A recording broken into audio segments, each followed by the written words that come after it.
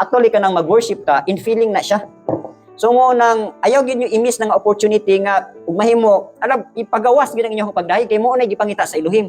Mauna nga mga sweet aroma ang ginakolekta sa mga angels. Kana sa diyang mag-prophesy ta ug atong lantawon sa atong physical nga mata mura rag yano ra di ba mura rag ordinary nga panghitabo. Pero sa spiritual realm daghang kayong mga angels ang nagdala sa ilahang mga panudlanan. Sa diha nga mo worship ka in the spirit, ilahan nang gisalud. Gasaluro na nila og sa diyang mahuman na tag worship, usa ila nang isa ka dad una dito ngadto sa altar sa Elohim. Ibubo na siya dito sa tubangan sa Elohim ug mahimo na siyang humot, sweet smelling aroma. So mabitaw na nga, di ba, ang Elohim nangita siya og those who worship Him in spirit and truth. So mo nang ayaw gyud pugni. Galing lang sa diha na nga